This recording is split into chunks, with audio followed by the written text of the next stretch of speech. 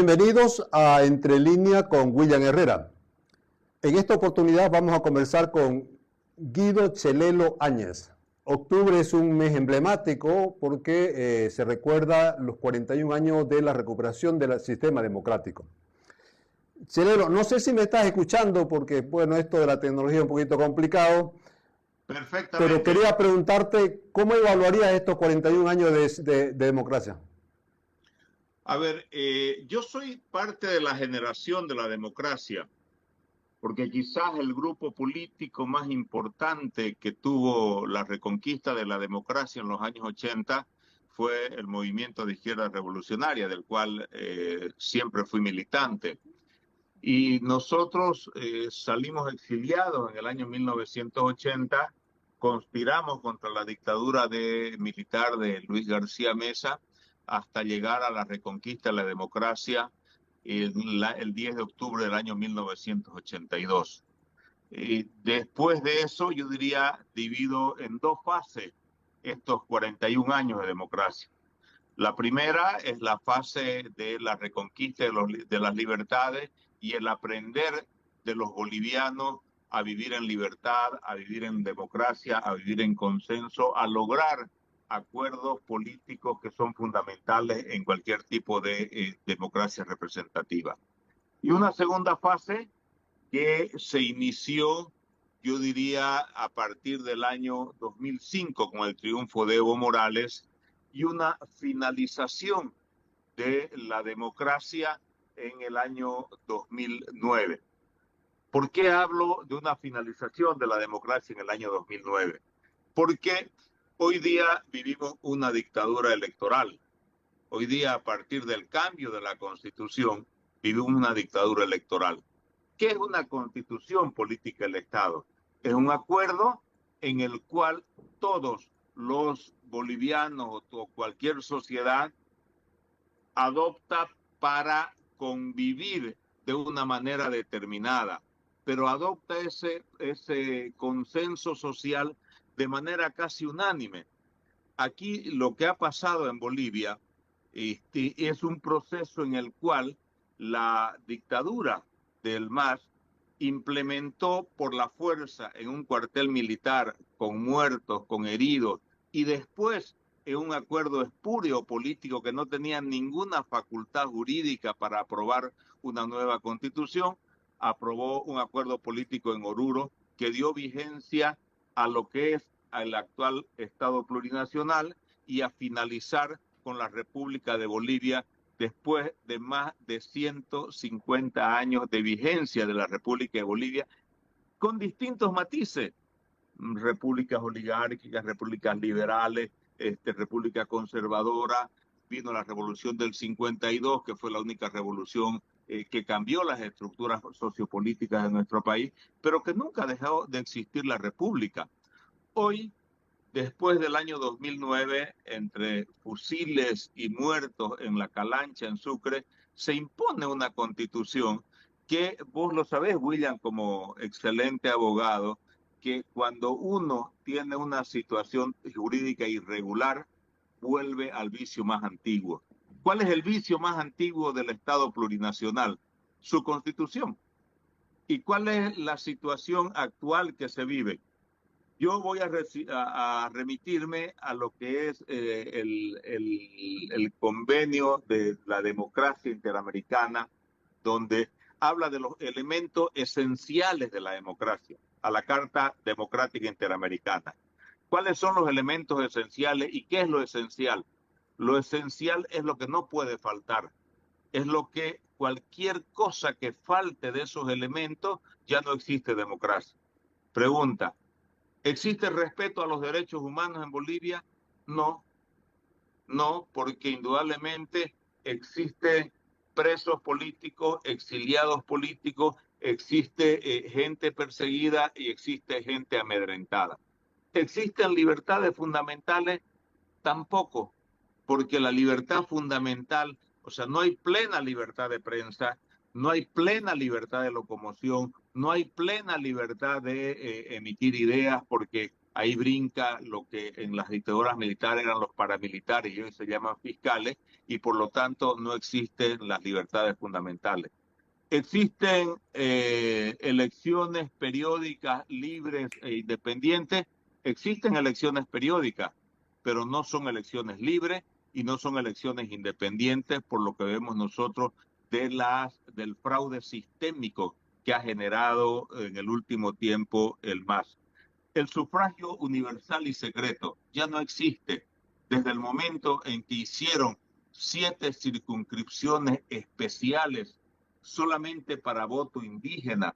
Acabaron con el sufragio universal, acabaron con el voto universal, acabaron con una conquista que llevaba desde el año 1952 para llegar a es decir, a crear ciudadanos de primera y ciudadanos de segunda. Y 7 circunscripciones uninominales significan el 5% de los votos. ¿Y existe un sistema plural de partidos? No.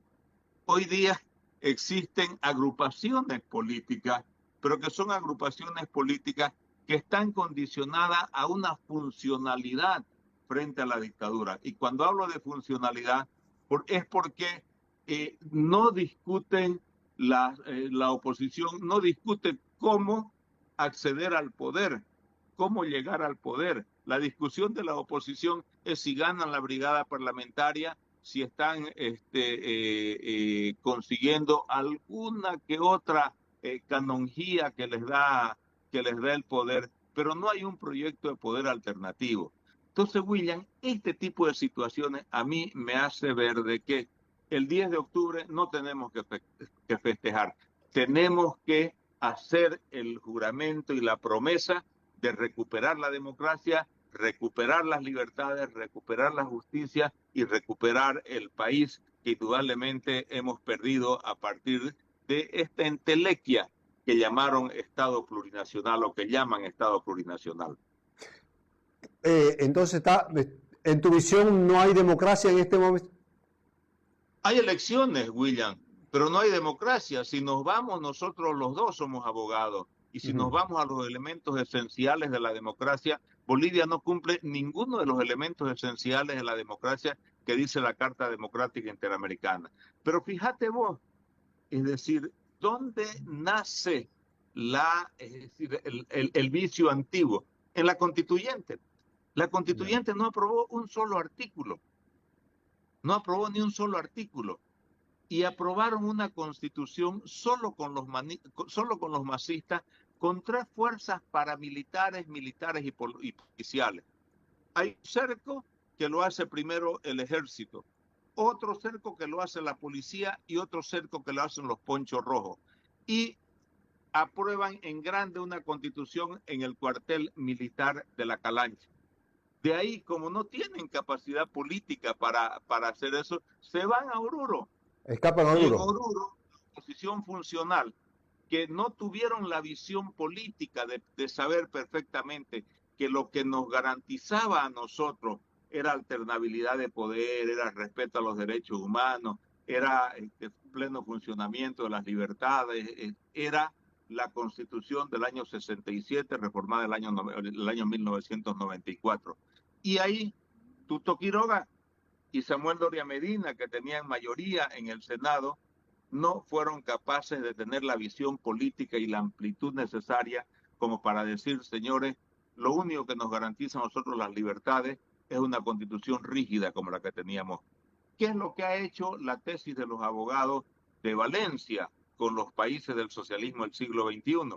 Hacer constituciones ordinarizadas, hacer constituciones flexibles, hacer constituciones en las cuales se crean experimentos sociales como fue el tema plurinacional. No existe ningún país en el mundo, William, que no sea plurinacional, que no tenga diversas nacionalidades, que no tenga diversos pueblos, diversos orígenes. Pero ¿acaso son plurinacionales? ¿Acaso Bélgica, que tiene 2 idiomas, es plurinacional?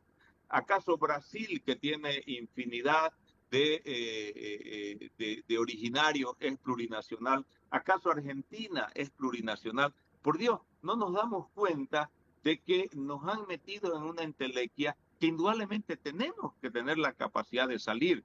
y que acabaron con la democracia, porque acabaron también el sufragio universal, acabaron el voto universal, acabaron con lo que significaba un ciudadano, un voto, para crear un fraude sistémico, que es lo que está vigente en este momento en nuestro país. Eso es desgraciadamente lo que hicieron. Y oposición, ¿cuál es el principal opositor al gobierno en este momento? Evo, pero es opositor por convicción. No, más parece pelea de mafia. No, o sea, vos no lo perseguiste a este, vos lo perseguiste a Marcet, vos te dejaste escapar tantos narcotraficantes, vos no metiste preso a este otro narcotraficante. O sea, hay una serie de cosas que indudablemente a veces uno que está afuera y no vive, digamos, si querés, El día a día. es decir, la presión diaria o el tema del bombardeo noticioso o el bombardeo propagandístico del gobierno, ve un poco más claras las cosas. Yo no creo en pajaritos preñados en política. Yo no creo que Evo Morales y Arce estén divididos. No creo de ninguna manera. Y no creo que ninguno de los dos sean democráticos. Yo me recuerdo una frase de Evo Morales antes de la constituyente. Compañero, hemos ganado el poder, pero no hemos ganado, perdón, hemos Hemos el ganado gobierno. pero El no hemos gobierno, pero no el ganado el poder. poder. No, te decía ¿Perdón? que hay ganado el gobierno, pero no el poder. Claro, hemos ganado, sí, gracias por la corrección. Hemos ganado el gobierno, pero no hemos ganado el poder. ¿Qué significaba eso? Que cuando ellos dijeron 500 años nos vamos a quedar en el poder, ¿eso es democrático? No. Hemos llegado para reivindicar a los indígenas explotados durante 500 años. ¿Eso es democrático? No es democrático. Democrático, y no es un tema de izquierda o de derecha, porque el Frente Amplio en Uruguay es de izquierda, perdió las elecciones y se retiró a tratar de volver al poder. Lula en Brasil también es de izquierda, se retiró, se retiró, sufrió, digamos, la cárcel y ha vuelto al poder. Subió Bolsonaro y puede ganar el día de mañana Bolsonaro o Juan Pérez o Fernando Enrique Cardoso, pero ellos son respetuosos de la democracia. O sea, no es un tema de izquierda o derecha, es un tema de gente que una vez caído el muro de Berlín, tuvieron la visión de decir, señores, vamos a hacer de nuevo el socialismo del siglo XXI. Y el socialismo del siglo XXI se ha implementado en 4 países. En Cuba, que indudablemente es la dictadura más vieja y tiene elecciones. Tiene elecciones a su estilo, pero tiene elecciones. En Nicaragua, que el estilo electoral de Ortega es meter preso a todos los candidatos contrincantes. Y en Venezuela, que cuando ven que van a perder las elecciones, lo que hacen es eliminar a los candidatos opositores. En Bolivia, ¿qué es lo que hacen? Financiar candidatos que sean accesibles a poder, es decir, a que no le disputen el poder. Llenar el ego de los candidatos para que sean candidatos, pero de ninguna manera que le disputen el poder. ¿Qué hacemos? Tu apreciación es bastante radical, Chelelo. Por lo menos acá hay una otra visión. Yo he estado entrevistando a mucha gente y muchos dicen de que la institucionalidad cruceña y gracias a Santa Cruz es que hasta en este momento no hemos seguido la ruta de Venezuela, Nicaragua. ¿Cómo ves eso? Claro. A ver, es decir, yo diría que no es radical mi visión, William, y coincido con quienes dicen de que gracias a Santa Cruz no se ha implementado eso. Pero ¿qué es lo que han hecho? Hace varios años que Santa Cruz vive una guerra de baja intensidad. ¿Cuál es esa guerra de baja intensidad? Y que ya lo tumbaron al Los gobernador. bloqueos que están permanentemente, es decir, bloqueando Santa Cruz. La primera cosa, estamos hablando de bloqueos físicos en las carreteras. La agresividad con la que el gobierno nacional trata a Santa Cruz. La capacidad que ha tenido el gobierno de infiltrarse en otras fuerzas políticas, como es el caso de UCS, para tomar la alcaldía. La La detención del gobernador. radicalidad que ha tenido el gobierno para secuestrar al gobernador y dividir una bancada que decía que iba a ser la más digna de toda la historia nacional, como es la bancada de Creemos. La capacidad que ha tenido el gobierno a que ninguna de las fuerzas políticas que han nacido desde Santa Cruz puedan traspasar las fronteras cruceñas. A demócratas lo bloquearon por completo cuando ganaron la elección a la alcaldía de Cochabamba con leyes. Es decir, a Creemos le infiltraron a través de Wilfredo Chávez, le infiltraron su campaña electoral, y la campaña electoral de Creemos no era en contra del MAS, era en contra de Mesa. Y eso hace de que todo este tipo de guerra de baja intensidad sea una guerra de baja intensidad que está empezando a diezmar Santa Cruz. ¿Qué es lo que pasa con Santa Cruz? Santa Cruz ya no es una sociedad homogénea.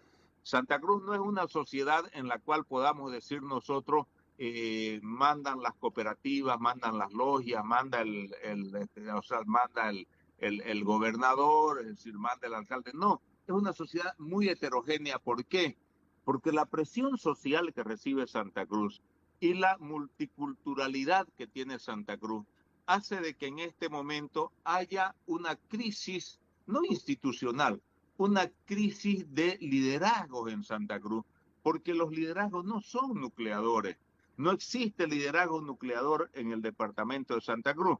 El liderazgo más nucleador era Camacho, y lo que hicieron que fue secuestrarlo. ¿Eso es de democracia? No, eso es de dictadura. La dictadura opera de esa manera. Pero ¿qué es lo que pasa? Toda sociedad económica, como es la cruceña, tiene déficit político. Entonces Santa Cruz es muy buena para producir. Santa Cruz es una ciudad, es un departamento que es orgullosa de su institucionalidad, y como Santa Cruz encontró en la libertad, en el libre mercado, en la democracia, en la libre institucionalidad, encontró, es decir, una capacidad de ser mejor que las otras regiones del país. Eso ha hecho de que ellos ataquen esa institucionalidad. ¿Cómo la tienen a las cooperativas? Totalmente diezmada. Más allá de los hechos de corrupción de Cotas, es decir, el gobierno le prohibió a Cotas hacer telefonía celular y la mató. Y eso ha hecho de que, tanto Saguapac de miedo no se ha pronunciado por el tema de los acuíferos. Y la CRE está calladita ahí. Las otras instituciones, hablemos de CAINCO, de CAO, tienen que convivir con el gobierno, porque lo que nosotros tenemos que darnos cuenta es que la política no la hace la institucionalidad. La política no la hace el gobierno, no la hacen los empresarios privados, no la hace la CAO, no la hace la Federación de Empresarios, no la hace la CAINCO. La política la hacen los políticos. Y el problema del déficit de políticos en Santa Cruz hoy en este momento es muy grande, es muy fuerte. La falta de liderazgo político en Santa Cruz con proyección nacional es muy grande. Fíjate vos que el año 2002, el 97, ¿no? Los dos primeros candidatos, el primero y el segundo, eran cruceños. La elección la ganó el general Banzer, cruceño. Y el segundo puesto lo sacó Juan Carlos Durán, cruceño, con un candidato a la vicepresidencia cruceño, que era Percy Fernández. Entonces hemos retrocedido tanto porque la polarización que generó el gobierno con el tema Camba, Colla, Aymaras, Quechuas, contra los oligarcas, es una campaña muy bien estructurada, que nosotros no tuvimos la capacidad de reaccionar. A ver, ¿por qué yo estoy exiliado? O sea, yo estoy exiliado no porque hubiera cometido algún delito. Yo estoy exiliado porque, perdón la falsa modestia, porque represento una generación que es una generación que ha podido hacerle frente al MAS, porque tenía conocimiento nacional, tenía visión nacional, tenía una serie de cosas, pero no solo yo, muchos compañeros, el caso de Hugo Carvajal, de Jorge Torres, es decir, el caso de Javier Torres Goitia otra gente que tenía una visión nacional, porque nosotros ganábamos elecciones en Puerto Suárez y en Copacabana por la visión nacional que teníamos. Entonces, al polarizar y al hacer que las candidaturas nacidas de Santa Cruz se cruceñicen, el gobierno nacional ha ido avanzando sobre la institucionalidad de Santa Cruz. Chelelo, ¿vos crees que esta división, en tu visión aparente del MAS, le debilita más la democracia, se fortalece? ¿Cómo ves la O perspectiva de sea, 2025? la división del MAS no es división democrática. Empecemos por ahí. La división del MAS más parece una pelea de mafia, más es una pelea de poder, porque en política no hay cuidantes. Y Evo pensó que Arce era su cuidante.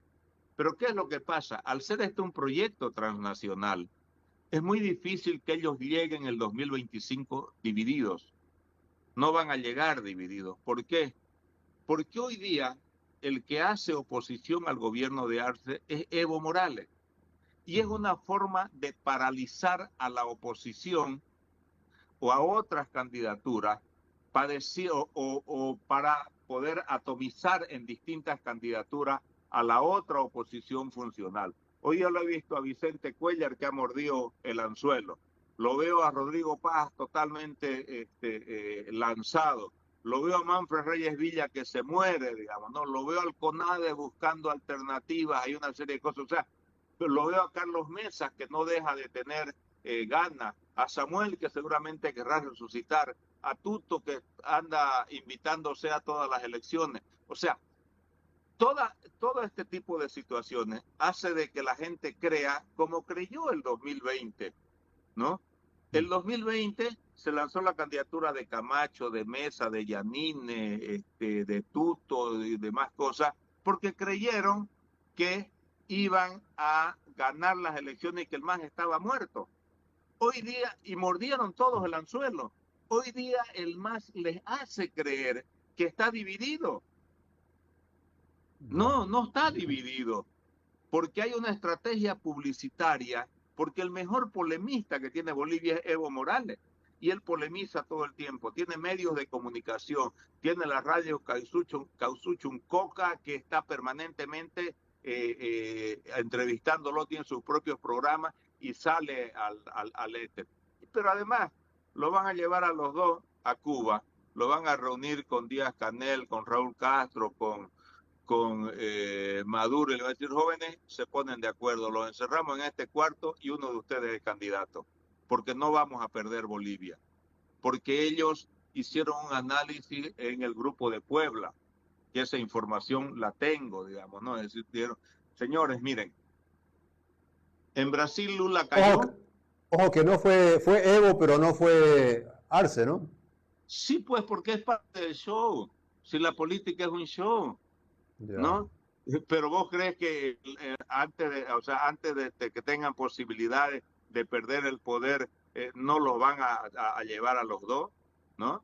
O no le van a poner alguna cosa a Arce y lo achacan al cáncer. O Mm. sea, hay un montón de cosas. Esto es poder transnacional.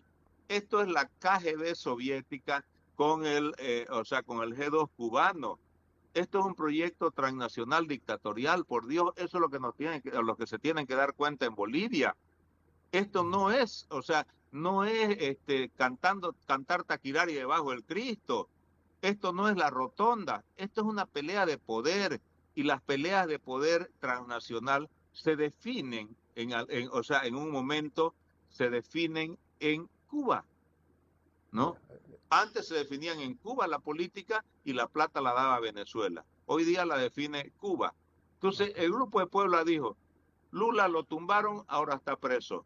Cristina la tumbaron, ahora está por caer presa. Entonces, Ortega, Maduro, Evo Morales y Arce, ni un paso atrás. No importa lo que tengan que hacer para sostenerse en el poder. No importa. Lo que tienen que hacer es sostenerse en el poder y no los van a dejar. No los Ya. van a dejar. ¿Vos crees que van a ir divididos? No van a ir divididos porque es un proyecto transnacional. Eso es lo que tienen que entender. La política dura y pura se hace con este tipo de situaciones que son situaciones de actuaciones. Evo está actuando y actúa muy bien, Ya. ¿no? Y Arce también está actuando y actúan muy bien. Y llegado el momento, van a atomizar a la oposición y ellos se van a unir y van a seguir después del 2025. Chelelo, se nos fue el tiempo.